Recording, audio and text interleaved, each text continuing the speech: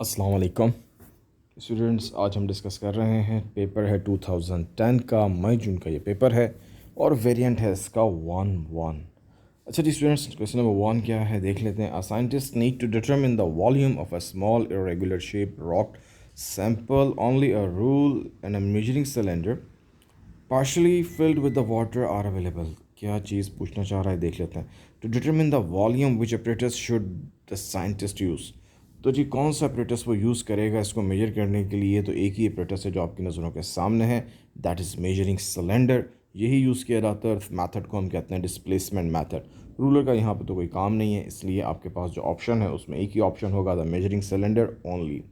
Number 2, a student uses a stopwatch to time a runner running around a circular track. The runner runs two laps twice around the track. The diagram shows the reading on the stopwatch when the runner starts running at the end of the first lap and at the end of the second lap। ठीक है जी। जब उसने start किया तो ये 0-0 से start हुआ, उसके बाद जब उसने फर्स्ट लैप कंप्लीट किया तो रीडिंग कितनी आ रही है 113, यानी 1 मिनट और 13 सेकेंड्स। जब उसका सेकंड लैप कंप्लीट हुआ है तो उसकी रीडिंग आ रही है 2 मिनट 3 सेकेंड। तो हमने फाइंड क्या करना है, इसमें कहा है फाइंड द टाइम। ठीक है जी, at the end of the first lap and at the end of this one, what is the time taken for the runner to run the second lap. अब सेकंड लैप का find करने का मतलब ये हुआ कि आपने करना कुछ इस तरह से है कि आपने 2 मिनट 3 सेकेंड में से 1 मिनट 13 सेकेंड्स को माइनस कर देना है। अच्छा जी, माइनस करने का तरीक़ाकार बहुत सिंपल सा है। आप एक तरफ लिखें 2 मिनट्स एंड 3 सेकेंड्स और एक तरफ लिखें आप 1 मिनट एंड 13 सेकेंड्स। अब ये 13 जो है ये वैल्यू मिनट्स में और ऊपर 3, तो मिनट छोटा है तो यकीनी तौर पे यहाँ पे 1 मिनट यहाँ पे सेकंड्स बन जाएगा। सेकंड्स बनने का मतलब यहाँ पे कितने सेकंड्स हो जाएंगे, 60 सेकंड्स ये गेन करेगा तो 63 मिनट, और 60 अगर ये गेन करेगा तो 60 + 3 ये हो जाएंगे 63 मिनट। अब 63 मिनट में से आपने माइनस करना है किसको, 13 को। और जब 63 में से आप 13 को माइनस करते हैं तो ये आपके पास क्या आंसर आता है, आपके पास आंसर आता है 50 मिनट्स। ठीक है जी। और ये 2 ने एक 1 तो उसको कैरी दे दिया था, तो यहाँ पे क्या बच जाता है, यहाँ पे 1 बच जाता है। 1 - 1 0, 0 मिनट्स, सॉरी 0, ये मिनट्स नहीं होगा आपके पास, ये सेकंड्स में होगा आंसर यहाँ पे। तो ये आपके पास आंसर आ गया है 0 मिनट्स एंड 50 सेकेंड्स। ठीक है जी, ये आपका आंसर आ गया 0 minutes and 50 seconds. I hope ये आपको क्लियर हो गया होगा। ऑप्शन चेक कर लेते हैं किस ऑप्शन में 0 मिनट्स एंड 50 सेकेंड्स आ रहे हैं। एक ही ऑप्शन पॉसिबल होगा और वो है ऑप्शन ए। ऑप्शन ए में 0 मिनट्स एंड 50 सेकेंड मौजूद है। Number 3, the two distance time graph and the two speed time graph are shown, which graph represent an object that is at rest. Rest में एक ही graph है जो यहाँ पे show कर रहा है और वो है बी। रीज़न ये है कि ए में आपके पास डिस्टेंस इंक्रीज़ होता चला जा रहा है टाइम के लिहाज से, जो लाइन है आपकी वो इंक्रीज़ कर रही है, तो इस वजह से देख लें यहाँ पर ये लाइन आपके पास इंक्रीज़ हो रही है, डिस्टेंस इंक्रीज़ होता जा रहा है विद रिस्पेक्ट टू टाइम, तो यहाँ पे बॉडी रेस्ट में नहीं हो सकती। लेकिन यहाँ पे देखें तो टाइम गुजरता जा रहा है लेकिन डिस्टेंस में कोई इंक्रीज़ नहीं आ रहा, तो आपका ऑप्शन बी ही होगा। लेकिन आप कहते हैं सर कि बाकी दो ऑप्शंस भी चेक करा दें, तो वो भी देख लें।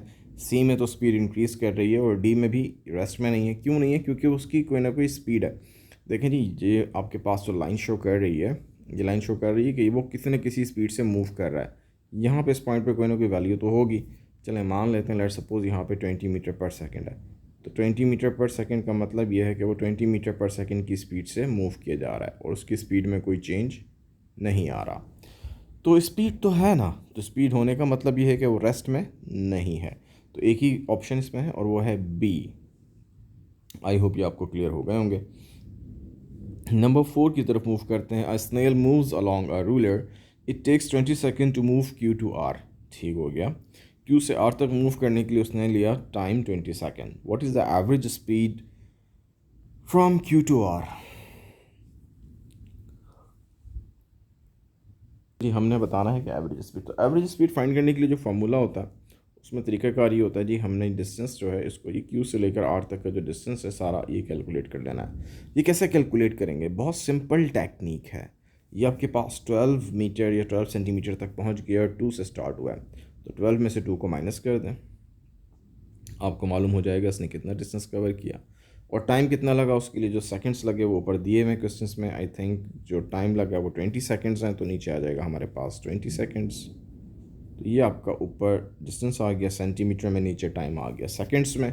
देख सकते हैं आप कौन सा ऑप्शन आपका ठीक होगा। तो option number B is the correct one. I hope ये आपको क्लियर हो गया होगा। नेक्स्ट ऑप्शन पे चलते हैं, सॉरी नेक्स्ट एमसीक्यूज़ पे चलते हैं।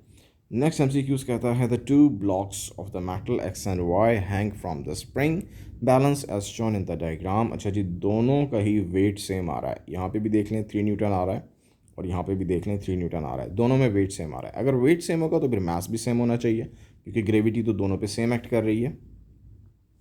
ठीक है जी, तो मास भी सेम होगा, यकीनी तौर पे बिल्कुल सही है। तो वेट भी सेम है और मास भी सेम है, लेकिन वॉल्यूम हमें साफ साफ नज़र आ रहा है कि वॉल्यूम तो सेम है ही नहीं। ऑप्शंस देख लेते हैं कि कौन सा ऑप्शन ठीक है हमारे पास इसमें। अच्छा जी, अब ऑप्शन की अगर हम बात करते हैं तो इन ऑप्शंस में हमारे पास ये कह रहा है this one they have the same mass and the same volume. Volume तो सेम है ही नहीं, तो जहाँ जहाँ सेम वॉल्यूम का वर्ड यूज़ हुआ है ना उसको तो आप क्रॉस करें। यहाँ भी देखें सेम वॉल्यूम का वर्ड यूज़ हुआ, इसको भी क्रॉस करें। यहाँ भी सेम वॉल्यूम का वर्ड यूज़ हो रहा है, इसको भी क्रॉस करें। लें, 3 तो वैसे ही क्रॉस हो गए। अब आप कहें सर बचा तो एक बी है, तो यकीनी तौर पे फिर वो ठीक ही होगा, लेकिन फिर भी हम पढ़ लेते हैं क्या वाकई ठीक है या नहीं है। They have the same mass and the same weight but the different volume. बिल्कुल सही ऑप्शन है। मास भी सेम है और वेट भी। वेट तो था ही सेम ना, लेकिन W इज़ इक्वल टू आपके पास इक्वेशन होती है mg। ठीक है जी, तो जब अगर आप इसका मास निकालते हैं तो W को G से आप डिवाइड करेंगे, तो G की वैल्यू भी दोनों के लिए सेम है, क्योंकि दोनों एक ही प्लेनेट पे मौजूद हैं। ये भी अर्थ पर है और ये भी अर्थ पर है, तो इस वजह से G की वैल्यू भी दोनों के लिए सेम है, वेट भी दोनों का सेम है। जब वेट और G दोनों के लिए सेम है तो फिर मास भी दोनों के लिए आंसर सेम ही आएगा। आई होप ये आपको क्लियर हो गया होगा। तो इसलिए हमारे पास एक ही ऑप्शन है यहाँ पे, वेट भी सेम है और मास भी सेम है। That option B is the correct one. I hope ये आपको क्लियर हो गया होगा। Thank you guys, so nice of you.